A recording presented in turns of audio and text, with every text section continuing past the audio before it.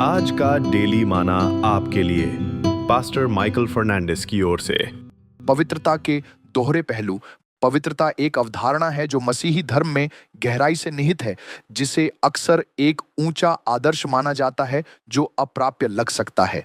हालांकि यह समझना महत्वपूर्ण है कि पवित्रता के दो पहलू हैं, एक स्थितीय संबंधी और दो व्यवहारिक चाल चलन संबंधी। आइए इन पहलुओं में गहराई से उतरें और जानें कि आज एक विश्वासी ईश्वर के साथ चलने के लिए उनका क्या मतलब है।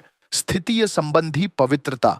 जब आप यीशु मसीह को अपने परमेश्वर और उद्धारकर्ता के रूप में स्वीकार करते हैं तो कुछ अविश्वसनीय घटित होता है। आपकी आत्मिक स्थिति बदल जाती है। अब आप परमेश्वर की दृष्टि में पापी के रूप में नहीं देखे जाते, इसके बजाय आपको पवित्र और निर्दोष के रूप में देखा जाता है। जैसा कि इफिसियों 1:4 कहता है, क्योंकि उसने जगत की उत्पत्ति से पहले ही हमें अपने में चुन लिया कि हम उसकी दृष्टि में पवित्र और निर्दोष हों। आप शायद सोच रहे होंगे, मैं पवित्र, लेकिन मैं अभी भी हर दिन पाप से संघर्ष करता हूं। और आप अकेले नहीं हैं। यह एक ऐसा संघर्ष है जिसका सामना हर एक विश्वासी को करना पड़ता है।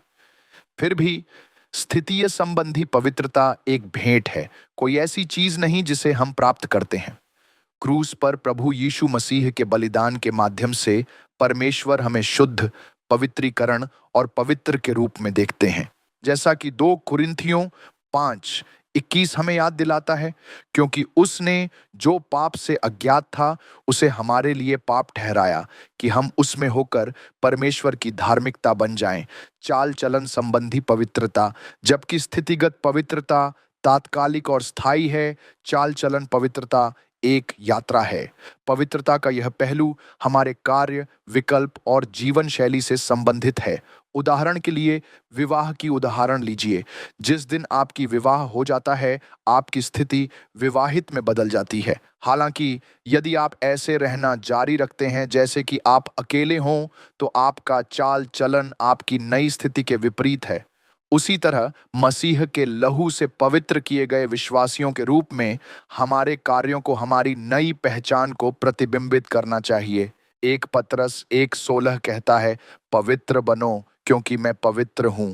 यह हमारे लिए परमेश्वर की आज्ञा है कि हम उस पवित्रता को जिएं जो मसीह में पहले से ही हमारी है। स्थिति और चाल चलन के बीच का संबंध।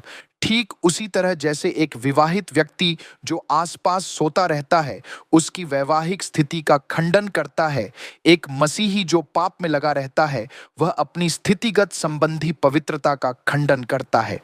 प्रेरित पौलुस ने रोमियो 6:1-2 में इस अलगाव को संबोधित करते हुए पूछा, सो हम क्या कहें?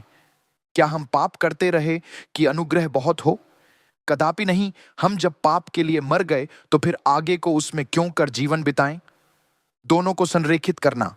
हमारा उद्देश्य अपनी चाल चलन संबंधी पवित्रता को अपनी स्थितीय संबंधी पवित्रता के साथ संरेखित करना होना चाहिए। ये पूर्णता प्राप्त करने के बारे में नहीं है, बल्कि मसीह जैसे गुणों को अपनाने के लिए ईमानदारी से प्रयास करने के बारे में है, जो विश्वास के माध्यम से पहले से ही हमारे पास हैं। गलातियों 5:22-23 में आत्मा के फल का वर्णन किया गया है। प्रेम, आनंद, मेल, धीरज, कृपा, भलाई, विश्वास, नम्रता और संयम, ऐसे गुण जो स्वाभाविक रूप से हमारे जीवन में उभरने चाहिए जब हम पवित्र आत्मा के प्रति समर्पित होते हैं। सदा एकसा रहने वाला अनुग्रह। सौभाग्य से जब हम लड़खड़ाते हैं और हम लड़खड़ाएंगे तो परमेश्वर अनुग्रह काफी है। 1 यूहन्ना 1:9 हमें आश्वासन देता है, यदि हम अपने पापों को मान लें तो वह विश्वास योग्य और धर्मी है और हमारे पापों को क्षमा करेगा और हमें सब अधर्म से शुद्ध करेगा। लेकिन अनुग्रह पाप का लाइसेंस नहीं होना चाहिए, बल्कि इसे हमें प्रतिदिन पूरी तरह से परमेश्वर का सम्मान करने के लिए प्रेरित करना चाहिए। हमेशा याद रखें, पवित्रता दोष रहित पूर्णता की स्थिति नहीं है, बल्कि प्रतिदिन यीशु मसीह के समान बनने की यात्रा है। स्थितीय संबंधी पवित्रता के माध्यम से हम पहले ही अलग हो चुके हैं। चाल चलन संबंधी पवित्रता के माध्यम से हम दुनिया में इस दैवी पहचान को जीते हैं।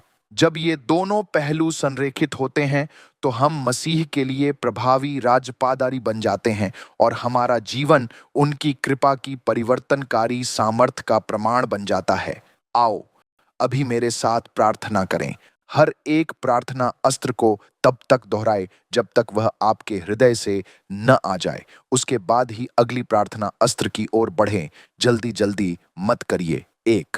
स्वर्गीय पिता, मैं उस स्थितिगत संबंधी पवित्रता के लिए आपको धन्यवाद देता हूं जो आपने मुझे अपने पुत्र यीशु मसीह के बलिदान के माध्यम से प्रदान की है। मैं इस पवित्रता को दुश्मन की हर योजना के खिलाफ अपनी ढाल के रूप में लेता हूं। इफिसियों 6:16। मैं आपकी दृष्टि में अपनी स्थिति को पवित्र और निर्दोष मानता हूं, यीशु के नाम में। 2। प्रभु परमेश्वर, आपका वचन मुझे उसी प्रकार पवित्र बनने की आज्ञा देता है जैसे आप पवित्र हैं। 1 पतरस 1:16। मेरे चाल चलन और कार्यों को मसीह में मेरी पवित्र स्थिति के साथ संरेखित करने में मेरी सहायता कर। मेरे जीवन में जो कुछ भी शत्रु को पैर रखने का अवसर देता है उसे उखाड़ फेंक देता हूं, यीशु के नाम में। आमीन।